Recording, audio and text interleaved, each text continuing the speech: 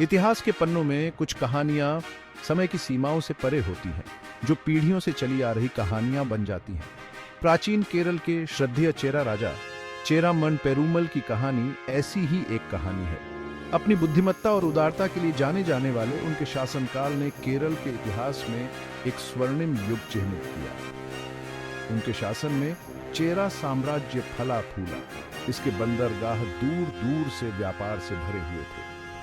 फिर भी भाग्य में राजा के लिए एक अलग ही रास्ता था।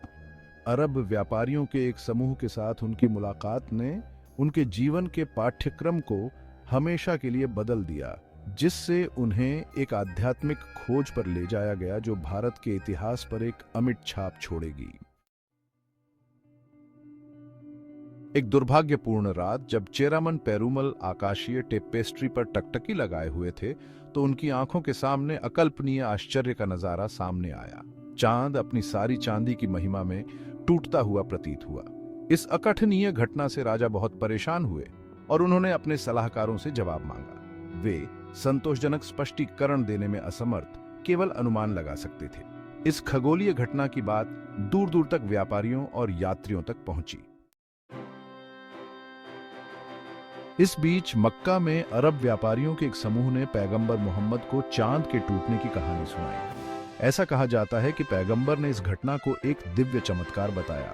उत्तर खोजने वाले बुद्धिमान राजा की कहानी से प्रेरित होकर पैगंबर ने अपने साथियों के एक समूह को विद्वान मलिक बिन दिनार के नेतृत्व में केरल की यात्रा करने के लिए सौंपा।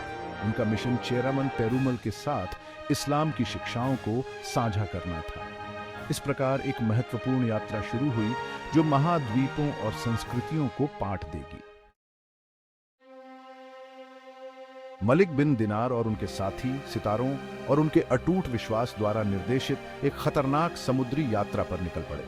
वे शांति और एकेश्वरवाद का संदेश लेकर केरल के तट पर पहुंचे। चेरामन पेरुमल अपनी खुली मानवता और ज्ञान की प्यास के लिए जाने जाते थे। उन्होंने अरब यात्रियों का गर्मजोशी और सम्मान के साथ स्वागत किया।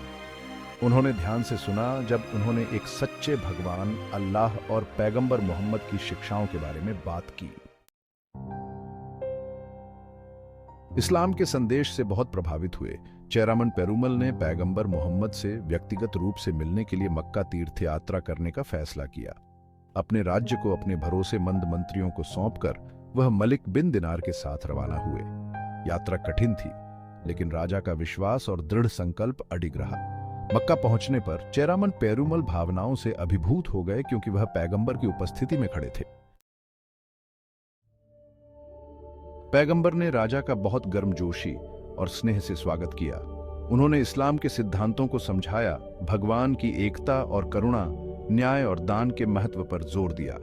चेरामन पेरुमल उनका दिल पहले से ही दिव्य संदेश से छू गया था। औपचारिक रूप से इस्लाम धर्म अपना लिया। उन्होंने ताजुद्दीन नाम लिया, जिसका अर्थ है अरबी में विश्वास का ताज, जो उनके आध्यात्मिक परिवर्तन का प्रतीक है। ताजुद्दीन अपने विश्वास को साझा करने के लिए एक नए उत्साह से भरे हुए केरल लौटने का फैसला किया। वह अपनी मातृभूमि में इस्लाम का संदेश फैलाना चाहते थे। हालांकि भाग्य में कुछ और ही मंजूर था। वह अपनी यात्रा के दौरान बीमार पड़ गए और ओमान के सलालाह में उन्होंने अंतिम सांस ली, जहां आज भी उनकी कब्र श्रद्धेय है। अपनी मृत्यु से पहले उन्होंने केरल में अपने रिश्तेदारों को संबोधित पत्र अपने साथियों को सौंपे, जिसमें उनसे अपने मिशन को जारी रखने का आग्रह किया गया था। अपने वचन के अनुसार ताजुद्दीन के साथ ही केरल लौट आए। उन्होंने स्थानीय शासकों को उनके पत्र प्रस्तुत किए, जिन्होंने अपने प्रिय राजा की स्मृति को सम्मानित करते हुए इस्लाम धर्म स्वीकार कर लिया।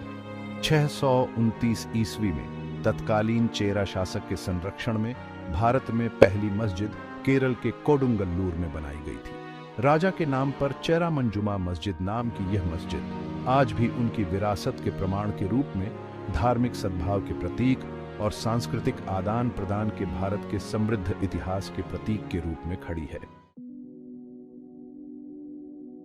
चेरामन जुमा मस्जिद न केवल अपने ऐतिहासिक महत्व के लिए बल्कि भारत की समन्वित संस्कृति के अवतार के लिए भी अद्वितीय है। पारंपरिक मस्जिदों के विपरीत इसमें एक हिंदू स्थापत्य शैली है, जिसमें एक अलंकृत गोपुरम या मंदिर टॉवर और मुख्य रूप से सफेद रंग का अग्रभाग है। इस्लामी और हिंदू स्थापत्य तत्वों का यह मिश्रण धार्मिक सहिष्णुता और आपसी सम्मान की भावना का प्रमाण है, जिसने सदियों से केरल के सामाजिक ताने बाने की विशेषता रही है। मस्जिद के भीतर सदियों पुरानी तेल का दीपक जलाने की परंपरा इसकी समावेशिता की आभा में इजाफा करती है। ये दीपक, जो आमतौर पर हिंदू रस्मों से जुड़ा प्रतीक है, मस्जिद के पास रहने वाले हिंदू परिवारों की पीढ़ियों द्वारा एक सहस्राब्दी से अधिक समय से लगातार जल रहा है।